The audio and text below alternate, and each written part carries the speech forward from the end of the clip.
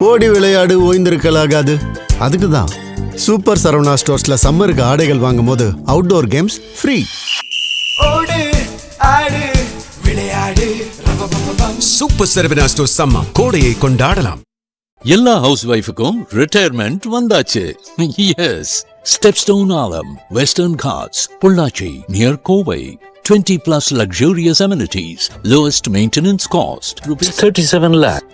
தங்க நகைகள் சோவரனுக்கு 3000 தள்ளுபடி, வைர நகைகளுக்கு 10,000 தள்ளுபடி, மேலும் பல சலுகைகளுடன் அக்ஷய சூப்பர் தங்க திருவிழா. Saravana store super jewellery, Chennai, Madurai, Coimbatore.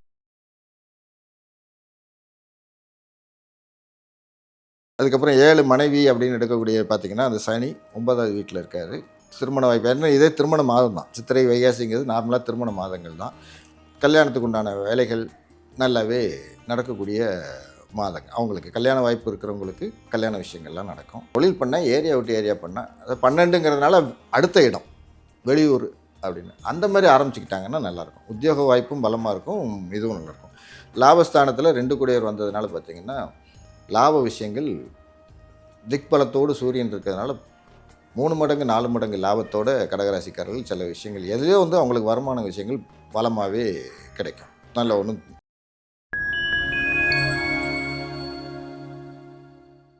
Fine time Chakra நேயர்களுக்கு வணக்கம். இன்னைக்கு நம்ம கூட சித்திரை மாத ராசி பலன்களை பகிர்ந்துக்கிறதுக்காக ஜோதிடர் சோமசுந்தரம் இணைஞ்சிருக்காரு. வணக்கம் சார். வணக்கம். ஓகே சார், இப்போ தமிழ் வருடம் ஆரம்பிச்சிருச்சு. தமிழ் வருடத்துல முதல் மாதம் சித்திரை. இந்த சித்திரை மாதத்துல என்னென்ன விசேஷம் இருக்கு, என்னென்ன சிறப்புகள் இருக்கு சார்? ஃபைன் டைம் சக்ரா நேயர்கள் அனைவருக்கும் வணக்கம். வழக்கம் போல நம்ம பாடுற விநாயகர் பாட்டை பாடிட்டு ப்ரோக்ராம்குள்ளே போய்க்கலாம். வாக்கு உண்டாம் நல்ல மனம் உண்டாம், மாமலரான் நோக்கு உண்டாம், மேனி நுடங்காது பூக்கொண்டு துப்பார் திருமேனி தும்பிக்கையான் பாதம் தப்பாமல் சார்வார் தமக்கு. ஃபைன் டைம் சக்ரா நேயர் அனைவருக்கும் முதற்கண் வணக்கங்கள். அதாவது தமிழ் மாதம் அப்படிங்கிறது ராசிக்கட்டம் ஜோதிடம் இது ரெண்டையும் கிளப் பண்ணி பார்த்தீங்கன்னா ராசிக்கட்டம் 12. அப்போ தமிழ் மாதங்கிறதும் 12 மாதங்கள் வரும். அப்போ முதல் மாதமாக நம்ம எடுக்கிறது என்னென்னா சித்திரை மாதத்தை முதல் மாதமாக எடுப்போம். அப்போ சித்திரை மாதங்கிறது மேசத்துலேருந்து ஆரம்பித்து சுற்றி வர்ற மாதிரி வரும். அப்போ பார்த்திங்கன்னா சித்திரை வருடத்துக்கு முதல்ல இருக்கு என்னென்னா நம்ம பஞ்சாங்கத்தில் வருட பலன்கள்னு சொல்லி ஒரு பாடல்கள் கொடுப்பாங்க. வழக்கம் ஒவ்வொரு வருடத்துக்கும் ஒரு பாடல், அது மாறவே செய்யாது, அவ்வளவு எக்ஸாக்டாக இருக்கும். அந்த பாடல் என்னன்னு பார்த்தீங்கன்னா இப்போ வரக்கூடிய வருடம் விஸ்வாவசு முடிஞ்சு பராபவ வருஷம் அப்படின்னு சொல்லி ஆரம்பிக்குது. இந்த சித்திரை 1ஆம் தேதியிலேருந்து ஆரம்பிக்குது. அதற்கு கொடுத்துருக்கிற பாடல் என்னன்னு பார்த்தீங்கன்னா, மிக்க பராபவத்தின் மேதினியிர் பின்மலையாம் தக்க பசுக்கள் தலைக்குமே இக்கு பலிக்காது 4 வகை பல்லுயிர்க்கும் இன்பம் கலிக்காதெனவே கருது அப்படின்னு. அர்த்தம் என்னன்னு பார்த்தீங்கன்னா, பராபவ வருடத்தில் முன்பகுதியில் மழை குறைந்திருக்கும், அப்போ மழை அப்படிங்கிறது அதோட. அப்போ ஸ்டார்டிங்கில் மழை மாதம் அப்படிங்கிறது அந்த ஆடிக்கு அப்புறம் வரக்கூடியதில் மழை கம்மியாக இருந்து லேட்டாக தான் மழை அதிகமாக இருக்கும். அப்போ அது பின்பகுதியில் மழை அதிகமாக வரும். பசுக்கள் நல்ல செழிப்பாக வளரும். அப்போ பால் உற்பத்தி, தானிய உற்பத்தி இதெல்லாம் சிறப்பாகவே இருக்கும் இந்த வருடங்களில்.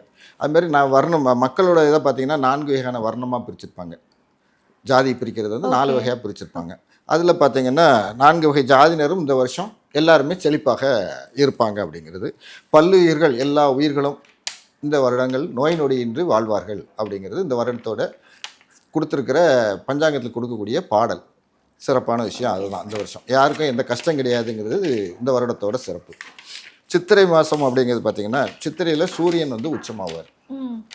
அது அஸ்ட்ராலஜிக்கலாக சூரியன் உச்சம் அப்படின்னு எடுப்போம். நம்ம நார்மல் லைஃப்பில் பார்த்திங்கன்னா சித்திரை மாதத்தில் வெயில் கத்திரி வெயில்னு ஸ்டார்ட் ஆகிடும்.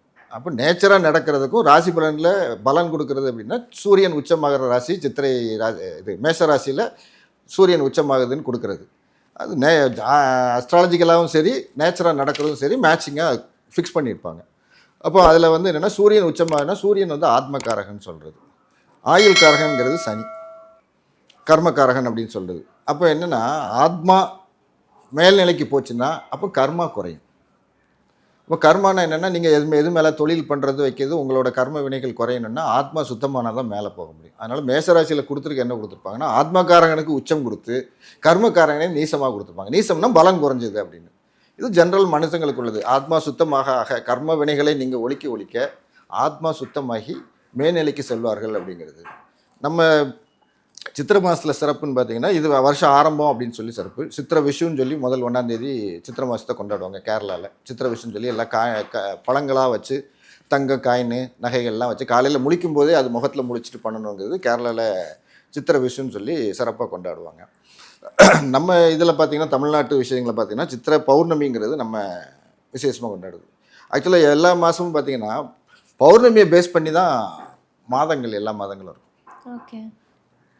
அந்த நட்சத்திரம் வர்ற அன்னைக்கு அந்த பௌர்ணமி வரும், ஒரு நட்சத்திரத்தை பௌர்ணமி வரும். சித்திரை அப்படிங்கும்போது என்னென்னா சித்திரை நட்சத்திரத்தில் தான் பௌர்ணமி வரும். அப்போ மேஷத்தில் வந்து சூரியன் இருக்கும்போது சந்திரன் துலாம் ராசியில் இருக்கும், நேர் 7வது ராசியில் இருக்கும்போது அது வந்து பௌர்ணமி.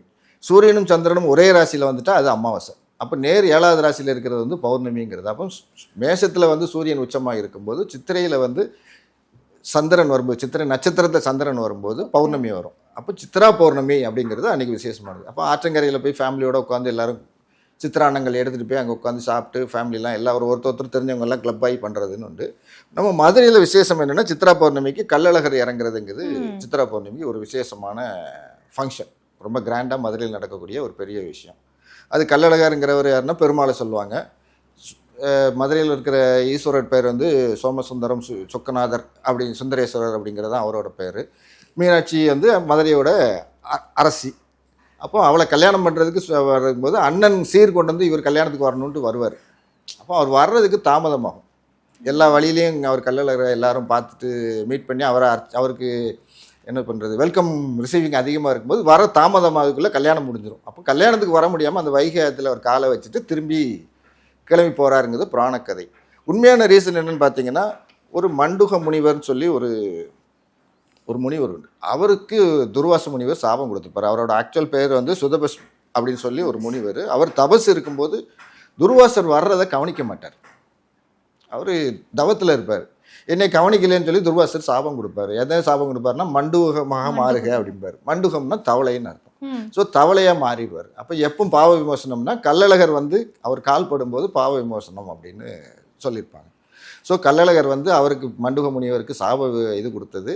ஆற்றங்கரைக்கு வந்துட்டு போகிற விசேஷங்கிறது சித்திரை மாதம் சிறப்பான விசேஷங்கள் நிறைய முகூர்த்தங்க. ஏன்னா ஈஸ்வரனுக்கே கல்யாணம் நடக்கிறதுனால என்னென்னா சவுத் சைடில் இருக்கவங்கலாம் கல்யாணத்துக்கு சிறப்பான மாதமாக சித்திரை மாதம் இருக்கும். இன்னொரு நிறைய பேருக்கு தெரியாத விஷயம் என்னென்னா சித்திரகுப்த பூஜை கொண்டாடுவாங்க. சித்திரகுப்த விரதமாக வச்சு ஒரு பூஜை பண்ணுவாங்க. ஏன்னா நல்ல ஒரு ஆயுள் விருத்திக்கும். சித்திரகுப்தருங்கிற ஆயுள் கணக்கு எழுதுகிற ஆளுன்னு சொல்லி நம்ம புராணங்களில் சொல்கிறது. எல்லாருடைய கணக்கு வழக்கு பாவம் புண்ணியம் இந்த கணக்கை எழுதி அக்கௌண்டன்ட் அவர். ஸோ அவர் அந்த பூஜை பண்ணனால ஆயுள் விருத்தி விஷயங்களுக்கும் விதி ப்ராப்ளமாக இருக்கிறத மாற்றணுங்கிறதுக்காக சித்திரை இதில் கொண்டாடுவாங்க. அதுக்காக உண்டானது சித்திரகுப்த பூஜைங்கிறது சித்திரை மாதத்தில் சிறப்பான விஷயங்கள். அதில் அதுமாதிரி பார்த்திங்கன்னா இதில் நம்ம சித்திரை மாதம் அந்த கள்ளழகர் ஆற்றுங்கிறது என்னென்னா ஒரு திருமலை நாயக்கர் காலத்தில் அதை வந்து ஒரு ரெகுலேஷனை ஃபார்ம் பண்ணி கரெக்டாக ரூல்ஸ் அண்ட் ரெகுலேஷன் ஃபார்ம் பண்ணி கொண்டு வந்தாங்க. சைவ வைணவ ஒற்றுமைக்காக உண்டான விழா அது. சைவத்தில் சிவன் தான் பெரியவர்னு இவங்க அடிச்சுக்கிட்டாங்க, அவங்க பெருமாள் பெருசுன்னாங்க. அந்த சண்டை இல்லாமல் இருக்கணுங்கிறதுக்காக சிவன் பார்வதி கல்யாணத்தை நடத்தி வைக்க பெருமாள் வந்தாருன்னு சொல்லி சைவ வைஷ்ணவ ஒற்றுமைக்காக உருவாக்கப்பட்டது. அப்போ மத நல்லிணக்கம் இந்த எல்லா விஷயத்துக்காக உண்டானதுனால சித்திரை மாதம் சிறப்புகள் இதெல்லாம் நார்மலாக உள்ள சிறப்பான விஷயங்கள். ஓகே சார், இப்போ வந்து கடகராசிக்காரர்களுக்கு இந்த சித்திரை மாதத்தில் பலன் எப்படி இருக்கும்? கடகராசி அப்படின்னு பார்த்தீங்கன்னா அதுக்கு கொடுத்துருக்க சிம்பிள் வந்து ஒரு நண்டு சிம்பிள் கொடுத்துருப்பாங்க. கடகம் அப்படின்னாலே நண்டு. அப்போ நண்டு வந்து ஒவ்வொரு மாதம் சொல்கிறதான் சொல்கிறேன். நண்டு வந்து என்னென்னா தன் குஞ்சு குட்டிகளை எல்லாத்தையும் முதுகில் வச்சுக்கிட்டு தான் மூவ்மெண்ட் பண்ணும். அப்போ இவர்கள் ரொம்ப பாசமானவங்க. குடும்பத்தை தான் ஃபஸ்ட்டு, மித்ததெல்லாம் நெக்ஸ்ட்டு. இதுதான் கடகத்தோட பொதுவான இயல்பு. எந்த விஷயத்தையும் சட்டம் பண்ண மாட்டாங்க. தன் குடும்பம் இதை தான் முதல் ப்ரிஃபரன்ஸ் கொடுப்பாங்க. ரெண்டாவது என்னென்னா மேஷராசிலேருந்து எடுத்திங்கன்னா 4வது வீடு கடகராசி. 4வது நம்ம ஜோதிடத்தில் கொடுக்குறது என்னென்னா சுகஸ்தானம்னு கொடுப்பாங்க. அப்போ என்னென்னா தன்னோட சுகம் விரும்பி முதல்ல நான் ரெஸ்ட் எடுக்க இடம் இருக்கா, அதுக்கப்புறம் தான் மித்தவனுக்கு ஹெல்ப் பண்ண முடியும். எங்கேயும் இறங்கி ஹெல்ப் பண்ணதுக்கெலாம் கொஞ்சம் ரொம்ப யோசிக்கக்கூடிய ஆட்கள். கூப்பிட்டா வந்து ஹெல்ப் பண்ணுவாங்க, வேறு விஷயம். வாலண்டியராக வர்றதெல்லாம் கிடையாது. ஏன்னா தன்னோட சுகத்தை ஃபஸ்ட்டு ப்ரிஃபரன்ஸ் கொடுக்கக்கூடியவங்க கடகராசிக்காரில் இருப்பாங்க. அப்போது பிரியம் அன்புங்கிறது என்னென்னா தாய்மை உணர்வு அதிகமாக உள்ளவங்க, எல்லாத்துட்டையும் அஃபெக்ஷனாக இருப்பாங்க. பட் மெயின் என்னென்னா தன்னோட க்ரைட்டீரியா என்னென்னா தன்னோட ஃபேமிலிக்கு அப்புறம் தான் நெக்ஸ்ட்டுங்கிறது தான் அவங்களோட இயல்பாக இருக்கும். இப்போ இந்த ராசிக்கு கடகராசிக்கு என்ன ஆகுதுன்னா 2வது வீட்டுக்குடைய சூரியன், கடகத்துக்கு அடுத்த ராசி சிம்மம். அப்போ 2வது வீட்டுக்குடைய சூரியன் எங்கே வந்துடுறாருன்னா அந்த வீட்டுக்கு 10வது வீட்டுக்கு வந்துடுறாரு. 10ல் சூரியன் அப்படிங்கிறது என்னென்னா எப்பவுமே திக்பலம்னு பேர். இப்போ 10ல் சூரியன் வர்றது திக்பலம்னா பலன் ஒரு 2 டைம்ஸ் 3 டைம்ஸ் பலம் கொடுக்குற மாதிரி. அப்போ 10ஆம் இடம்ங்கிறது ஏற்கனவே மேசராசியில் தான் சூரியன் என்ட்ரு ஆகுறாரு. மேசராசியில் சூரியன்கிறதே உச்ச சூரியன்னு நம்ம ஜோதிடத்தில் சொல்லுவோம். அந்த உச்ச ராசியில் வரக்கூடிய சூரியன் திருப்பியும் திக்பலம் ஆகிறார். யாருக்கு? கடகராசிக்காரங்களுக்கு. அப்போ என்னென்னா சூரியனால் இந்த மாதம் அதீத பலன் அடையக்கூடியவங்க யாருன்னு பார்த்தா ரொம்ப எக்ஸ்ட்ராடினரி பெனிஃபிட்ஸ் கிடைக்கக்கூடியது யாருன்னு பார்த்தீங்கன்னா கடகராசிக்காரர்களுக்கு அதீத பலன்கள் கிடைக்கும். அதுக்கப்புறம் பார்த்தீங்கன்னா அந்த வீட்டு கடகத்துக்கு 2வது வீட்டுக்குடைய ஒரு ரைட்டு, 3வது வீட்டுக்குடைய புதன் அப்படிங்கிறவர் தன் வீட்டே பார்க்குறாரு மீனத்தில் இருந்து. அப்போ 3வது வீடு முயற்சியெல்லாம் இருக்கும், கூட சனி இருந்தாலும் கொஞ்சம் சோம்பேறித்தனமாக முயற்சி அவங்க பண்ணாலும் முயற்சிகள் சக்ஸஸ் கண்டிஷனுக்கு வராது. 9ஆம் இடத்துலேருந்து பார்த்தாலும் அவர் நீச புதனாக இருக்கிறதுனால சக்ஸஸ் கம்மியாக தான் இருக்கும். அப்போ 23ஆம் தேதிக்கு மேலும் புதன் டிரான்சிட் ஆனதுக்கப்புறம் தான் அந்த பலன்கள் பலமாக நடக்கும். அப்புறம் 4க்குடைய சுக்கிரன் வந்து 11வது வீட்டுக்கு வந்துடுறாரு. அப்போ 4ஆம் இடம் சுகஸ்தானத்துக்குரிய சுக்கிரன் 11ஆம் வீடு லாபஸ்தானத்துக்கு வராருங்கும்போது சுகமான விஷயம். அப்போ படுத்துக்கிட்டே லாபத்தை அள்ளக்கூடியவங்க கடகராசிக்காரர்கள் இந்த மாதம் எதை தொட்டாலும் அவங்களுக்கு சக்ஸஸ்ஃபுல்லாக இருக்கும். ஏற்கனவே ராசிக்கு 2வது வீடு வரவை கொடுக்கக்கூடிய சூரியன் உச்சத்தில் இருக்கார். சுகஸ்தான அதிபதி 11 லாபத்தில் வந்து, அதாவது சுகத்தை கொடுக்கக்கூடியவர் லாபஸ்தானத்தில் வந்து உட்கார்றாருன்னா அவன் எப்படி இருக்கும் பார்த்துக்கோங்க. நல்ல சுகமானது லாபமாகவே கிடைக்கும். குழந்தைகள் அப்படின்னு எடுத்துக்கிட்டிங்கன்னா 5வது வீட்டுக்குரிய செவ்வாய் வந்து பார்த்திங்கன்னா அதுக்கு 9வது வீட்டில் இருக்கிறார். அப்போ 9ஆம் வீடுங்கிறது தந்தையை குறிக்கக்கூடியது, பாக்கியத்தை குறிக்கக்கூடியது. அப்போ குழந்தைகள் இந்த மாதம் இருக்கிற வரைக்கும் இருக்காது. ஆனால் வெக்கேஷனுங்கனால எல்லா வீட்லேயும் பிள்ளைகள் சேட்டை நிறையா தான் இருக்கும். அதுக்கு ஏற்ற மாதிரி பார்த்திங்கன்னா அந்த 5வது வீட்டுக்குடைய செவ்வாய் கரெக்டாக இதுக்கு டிரான்சிட் ஆயிடுவார். மேசராசிக்குள்ளே 10ஆம் தேதி என்ட்ரு ஆகிடுதார். அப்போ அது வரைக்கும் வீட்டுக்குள்ளே அந்த பிள்ளைகள் நல்ல அண்டர்ஸ்டாண்டிங் இருந்தாலும் அதுக்கப்புறம் வீட்டுக்குள்ளே பிள்ளைகள் அடங்காது, நிறைய எங்கேயாவது கூட்டு போறியா செலவு வைக்கியான்னு சொல்லி குழந்தைகளால் செலவுங்கிற விஷயங்கள் கண்டிப்பாக கடகராசிக்காரர்களுக்கு கொஞ்சம் அதிகமாகவே செலவுகள் இருக்கும். 6வது வீட்டுக்குரிய குரு 12ல் மறையிறது சிறப்பான விஷயம். 6ஆம்ங்கிறது கடன் நோயை குறிக்கக்கூடிய குரு வந்து 12ஆம் வீட்டில் போய் இருக்கிறாரு. தன் வீட்டை பார்த்தாலும் சரி. அப்போ உத்தியோகம் விஷயங்களுக்கெல்லாம் வந்து பார்த்திங்கன்னா 12ல் இருக்கனால இப்போ வந்து யாராவது உத்தியோகத்தில் ட்ரை பண்ணுறாங்கன்னா லோக்கலில் வேலை கிடைக்குமானா கிடைக்காது, கொஞ்சம் வெளியே சைடு தான் கிடைக்கும், அவுட் ஸ்டேஷன் அப்படின்னு தான் கிடைக்கணும். அதுக்கப்புறம் 7 மனைவி அப்படின்னு எடுக்கக்கூடிய பார்த்திங்கன்னா அந்த சனி 9வது வீட்டில் இருக்கார். திருமண வாய்ப்பு ஏன்னா இதே திருமண மாதம் தான். சித்திரை வைகாசிங்கிறது நார்மலாக திருமண மாதங்கள் தான். கல்யாணத்துக்கு உண்டான வேலைகள் நல்லாவே நடக்கக்கூடிய மாதங்கள். அவங்களுக்கு கல்யாண வாய்ப்பு இருக்கிறவங்களுக்கு கல்யாண விஷயங்கள்லாம் நடக்கும். 10க்குடைய குரு 12ல் இருக்கார். அப்போ தொழில் ஆரம்பிக்கிறவங்க இந்த மாதம் வேண்டாம். தொழில் அப்படின்னு தொடங்கணும்னு நினச்சாங்கன்னா 10க்குடையவர் 12ல் இருக்கார். கிட்டத்தட்ட பார்த்தீங்கன்னா கடகராசிக்காரங்களுக்கு சுய தொழில் ஆரம்பிக்கிறது இப்போ கொஞ்சம் இடைஞ்சல் தான். ஏன்னா 10ஆம் வீடு தொழில், அந்த வீட்டு அதிபதி 12ல் போய் உட்கார்றாரு. அப்போ பார்த்தீங்கன்னா என்னன்னா 12ங்கிறது மறைவிடம் ஆயிடுது. அப்போ லோக்கலில் தொழில் பண்ணணும்னு நினச்சாங்கன்னா தான் உள்ளூருக்குள்ளேயே தொழில் பண்ணணும்னு நினைக்கிறவங்களுக்கு இடைஞ்சல். ஏன்னா கொஞ்சம் அவுட் சைடாக இப்போ ஒரு ஊரில் இருந்தாங்கன்னா பக்கத்து ஊரில் கொஞ்சம் ஏரியா விட்டு ஏரியா அப்படின்னு தொழில் ஆரம்பித்தாங்கன்னா அவங்களுக்கு சிறப்பாக இருக்கும். பக்கத்திலே பண்ணாங்கன்னா இந்த மாதம் ஆக்சுவலாக குரு அங்கே 12ல் இருக்கிறதுனால தொழில் ஆரம்பிக்கிறது கடகராசிக்காரர்களுக்கு கொஞ்சம் சிறப்பு குறைவு. இந்த மாதம் வரவு கொடுக்கக்கூடிய சூரியன் உச்சமாக இருக்கனால பண வரவுகள் இருக்கும். பட் கொஞ்சம் தள்ளி ஆரம்பித்தாங்கன்னா நல்லாயிருக்கும். தொழில் பார்க்க ஒரு வருஷம் தொழில் பண்ணாமல் இருன்னு யாரையும் சொல்ல முடியாது. தொழில் பண்ணால் ஏரியா விட்டு ஏரியா பண்ணால் அது 12ங்கிறதுனால அடுத்த இடம் வெளியூர் அப்படின்னு அந்த மாதிரி ஆரம்பிச்சுக்கிட்டாங்கன்னா நல்லாயிருக்கும். உத்தியோக வாய்ப்பும் பலமாக இருக்கும், இதுவும் நல்லாயிருக்கும்.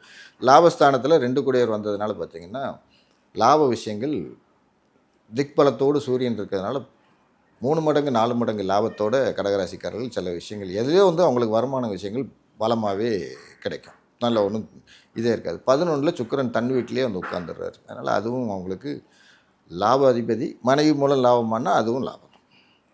நல்ல சிறப்பானது பார்த்திங்கன்னா கடகராசிக்காரர்கள் இந்த மாதம் சிறப்பான விஷயங்கள். ஓகே சார், இப்போ வந்து வேலை சுய தொழில் தொடங்குறதுல வந்து கவனமாக இருக்கணும்னு சொல்லிட்டீங்க. அதை தவிர இந்த கடகராசிக்காரர்கள் வந்து சித்திரை மாதத்தில் இந்த விஷயங்கள் எல்லாம் கவனமாக இருக்கணும்னா வேற எதனா இருக்கா? நோய் நொடி பிரச்சனைகள் உண்டுன்னா அது இந்த மாதம் அவங்களுக்கு குறைவு தான். 6க்குடையவன் 12ல் மறைஞ்சிச்சு அப்படின்னு எடுத்திங்கன்னா நோய் நொடி பிரச்சனைகள், கடன் தொந்தரவு இதெல்லாம் கிடையாதுன்னா கிடையாது. அப்போ எதுலேயும் இவங்க பெரிய ரிஸ்க் எடுக்க வேண்டியது கிடையாது. ஒரே ஒரு விஷயம், தொழில் ஆரம்பிக்க மாத்திரம் இவங்க கொஞ்சம் கேர்ஃபுல்லாக இருந்தால் போதும், வேறு பிரச்சனைகள் கிடையாது.